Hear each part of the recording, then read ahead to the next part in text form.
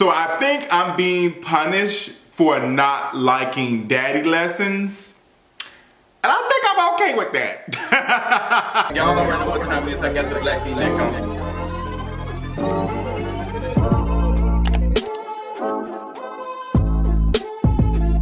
What's going on, y'all? Welcome to another King of Reeds video. First King of Reeds video for February. Happy Black History Month. I hope y'all February has been amazing. It's been a lot going on, and I am in a way better place, a better space, better energy this month.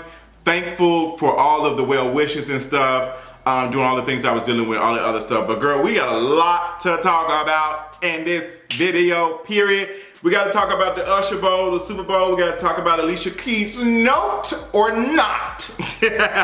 Just Hilarious is pregnant.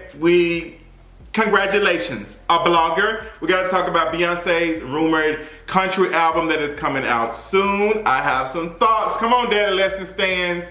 I'm blocking all of y'all, period. We got to talk about this Wicked trailer because it is interesting seeing Ariana Grande, who was called out for tanning and, you know, allegedly blackfishing for years, now using her good white skin to be good Glinda the Good Witch. And then we got, you know, Cynthia out here in the green paint, you know, and just with that note, so many thoughts, so many things, so many places. But before we get into any of this, let's go ahead and get into this mental health check-in. So this mental health check-in is a good one, and it's a good, honest one.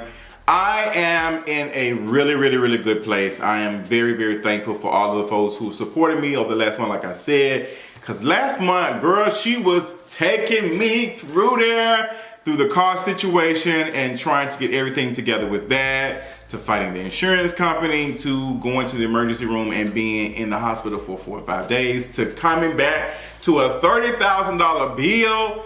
It's been a journey, but we are in a way better space. I hope that this continues so I can continue to provide good energy throughout the year. But you know, it's been good. It's been good. This month has been good to me.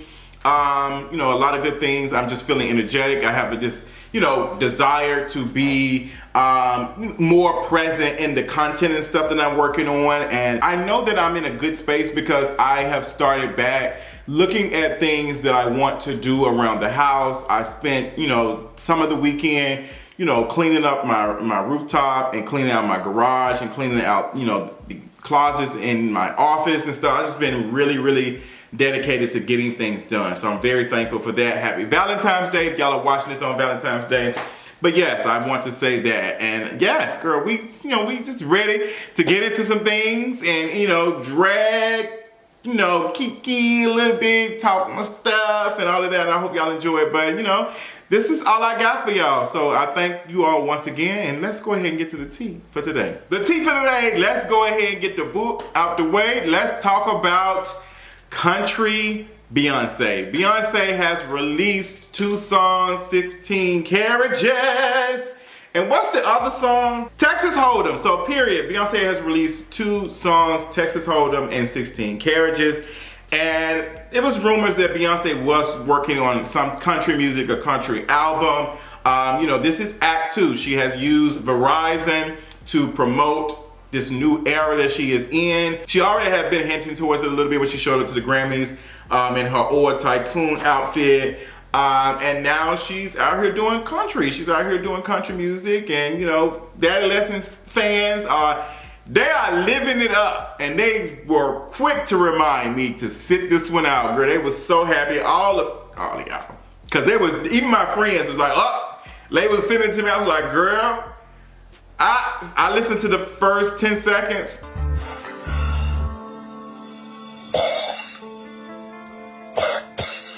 I can't. Just try a little taste. I ain't interested in it. Beyonce's vocals sound amazing on 16 Carriages.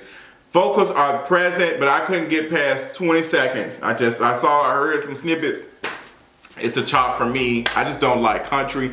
And I actually did a live discussion about the feminism and Taylor Swift with Juicy. Shout out to her, love her down. We did a live stream on Patreon talking about white feminism and all of the things. And this came up, and Juicy doing the research she does, she talked about nostalgia, and she talked about maybe the nostalgia for me is my thought around country music is related to me, my time in the Army, and me being in certain places in the South and country music is playing and hard ERs are very present, if you catch my drift. So I unfortunately relate country music to racism, like automatic, like it's just there. And I think the Army, being in the military, made it even worse. Like the Army, like you would go to places on post or whatever, it would be Fox News playing all day. You would have country music every little, event they threw for us to celebrate us or whatever, for being the soldiers protecting our freedom. Even going back watching Army Wives, which is my nostalgia show. It's my nostalgia show, but even Army Wives reminded me how country music was so influential in the military and all that other stuff. It just reminds me of the white boys I used to serve with that was just happy for the Trayvon Martin verdict. Like, it just takes me back to a place that I just do not like. And that's not country music's fault, because black folks, were the originators of country music. And, black folks have offered a lot over the years for country music, even before it became what it is today. Black folks have done a lot of things, a lot of influential shit. So period. But it's just not something I'm not interested in listening to. The guitar, every time I hear country music, I feel like somebody about to throw me up on something. It's a chop for me. So that's my thing. I love this for Beyonce. I do have some critiques. I do. And I will be posting them on Patreon, because YouTube is not a safe space. But for those who are the patrons, girls, show up. It's time for y'all to show up. Because I do have some questions about Beyonce in her hyper-capitalist bag era. That's what I'm getting from a lot of these, adventures and things that she's doing, between the hair stuff, the, perfume, the deal with AMC, this new Verizon commercial, and other stuff. It's just giving a lot of stuff. It's giving some cash grabs. Our favorite billionaire, but not mine, because I don't believe in billionaires, period. My favorite billionaire is working very, very hard.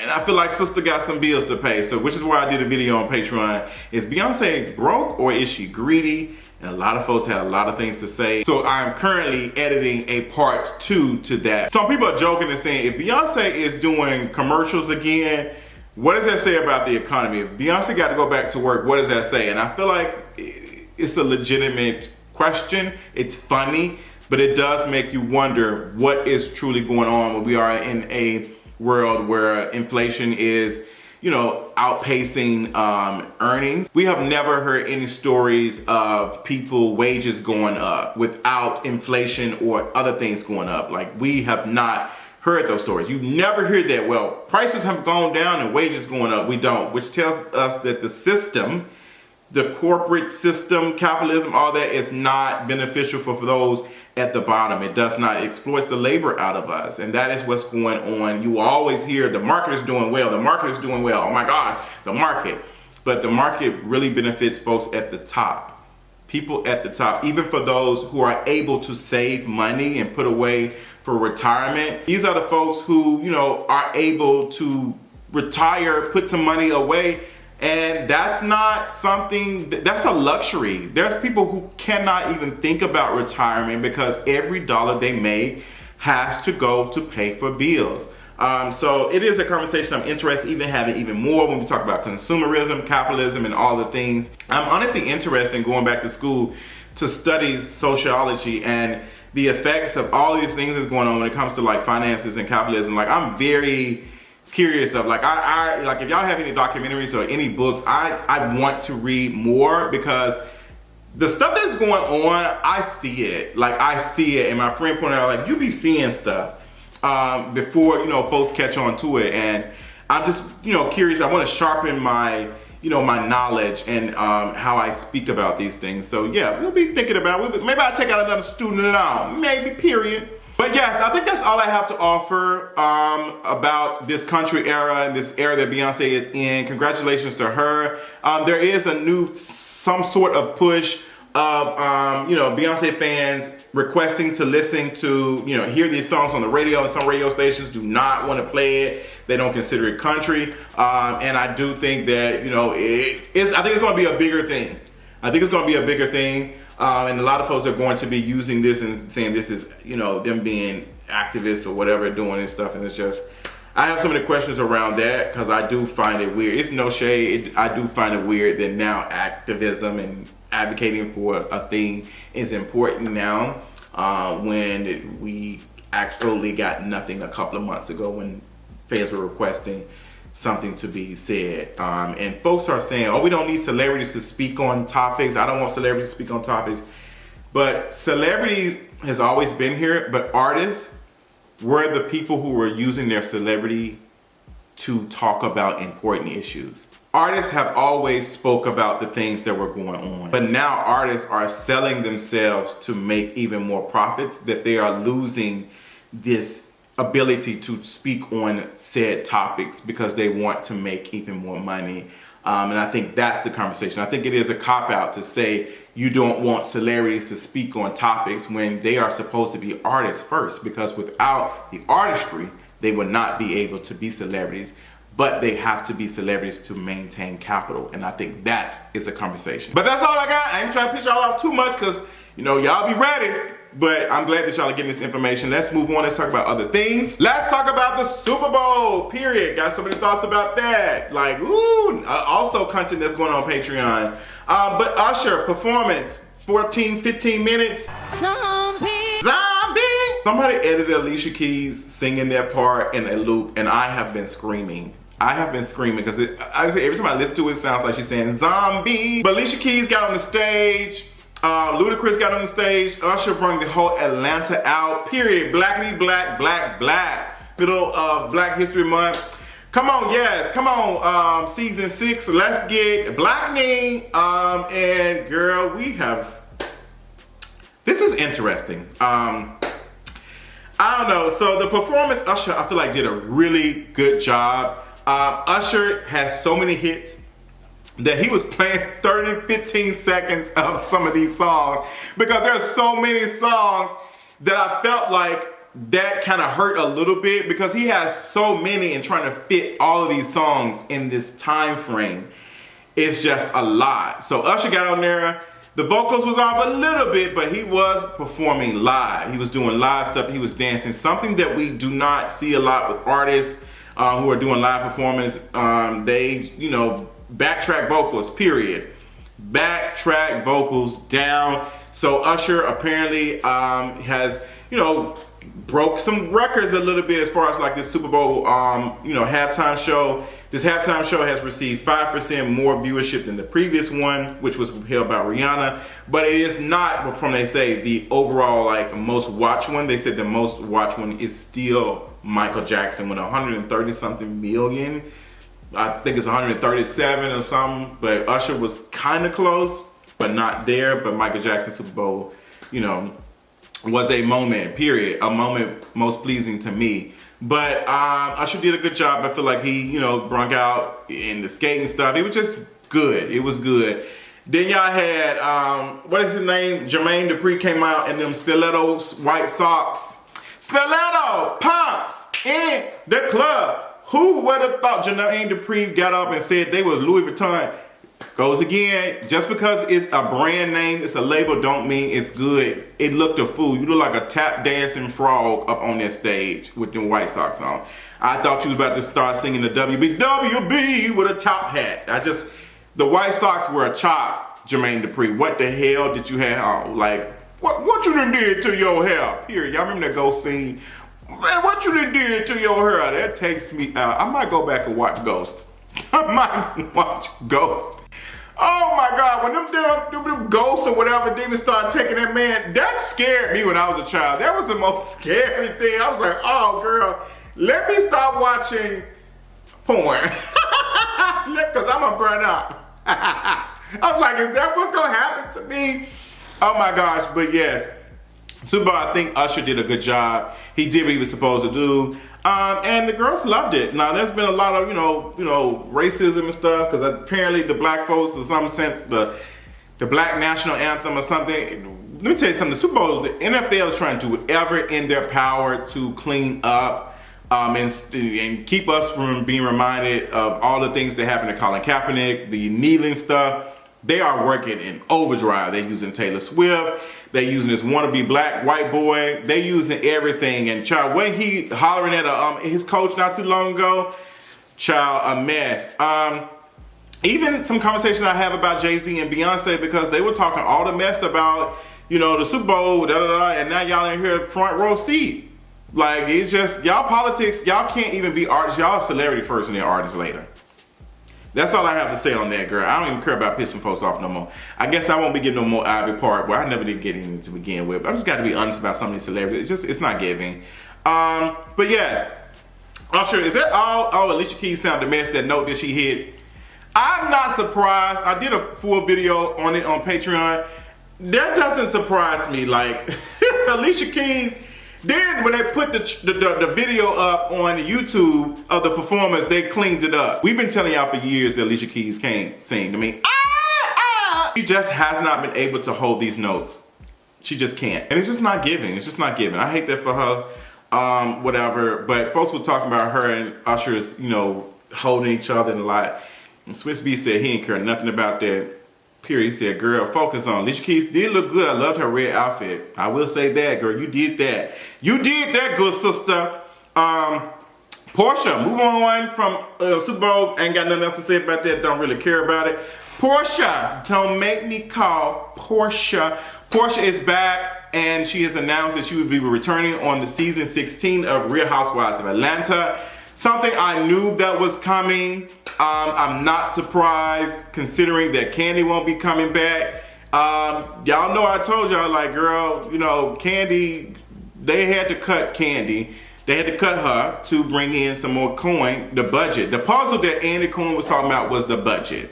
And now that Kandi is gone, Porsha will be returning. They got enough money because, you know, they had to give Porsha some coin more than, you know, more than, you know, a lot of other folks. They had to give her some coin to come back, and Porsha was not biting. That's why she took a minute to announce. But she said she would be back, and she posted on Instagram, so gonna be interested in seeing that. Not sure of the whole cast. Some folks have speculated Mean Lee will be a part, which is one of Porsha's friends. I'm curious. I'm very curious, and I'm nervous at the same time because I think, you know, a lot is riding on this. So, you know, Porsha, all this talk and stuff, if this flops, it's going to look bad for Porsha. If it doesn't do well, it's going to be on Porsha. So I don't know when they're going to start filming, but y'all got to get it together because y'all supposed to have some stuff out now. Like, y'all are behind. Real Housewives of Atlanta used to come on around the time of the election. Like, we used to get it like the first or second weekend of November. Usually, I think, because that's when I used to do my watch parties. But we're going to see. I'm excited, but I'm nervous at the same time. I think Porsha can offer something, but I don't know if it can save, if her alone can save Real Housewives of Atlanta.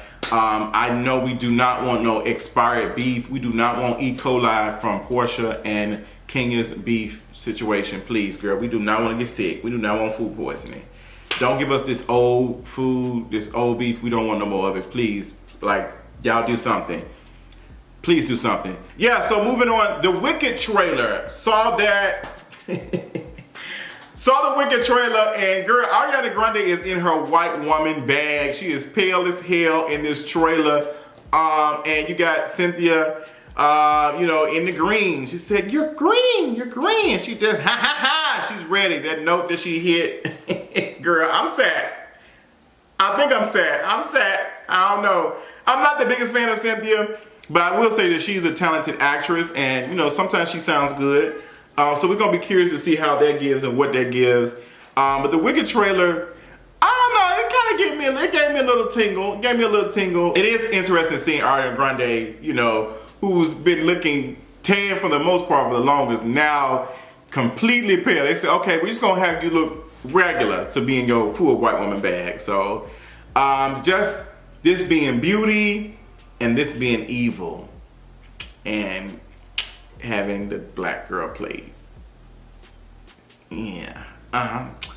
You know, a blogger, same shit, racism, colorism, a blogger. Moving on, talk about Wendy Williams in this documentary, this Lifetime documentary. Saw the trailer. Ooh, it had me feeling some type of way. I do feel like this is a cash grab for Wendy Williams. I'm curious if folks are exploiting her right now. And I see why she did it, because Wendy Williams probably needs the money. I remember telling a friend a couple years ago, they were saying, oh, Wendy Williams finna be in her podcast bag. No, she's not. Wendy Williams was not doing well for a while. We saw several points on the Wendy Williams show where she was, you know, forgetting stuff and she was just not on it, and we just saw it. And I don't know what they're gonna be talking about in this documentary. I don't know if I'm watching it, because it can be a lot. Because it is something I think about, you know, cognitive decline, like your memory deteriorating and all these things. I'm very, very nervous about that. Also, you know, I just don't want to see Wendy Williams like that. I don't want to remember her like that. I hope they did a good job of showing her story without taking away so much from her. I'm hoping that, but we can only hope. Speaking of cognitive decline, Joe Biden announcing presidents have been passed away, forgetting things. It's looking bad, sister. It's looking bad. It's looking bad. And while y'all are here trying to jump on my girl Juicy, because she's not interested in Joe Biden and following Vote Blue no matter what, and being critical of our political folks, our politicians that are supposed to be out here looking out for us, the people, and not participating in genocide, not supporting genocide, funding genocide. I have so many questions about this election, and I don't know. I just can't say. Joe Biden is bad. It's looking bad. It's looking bad. It's looking bad.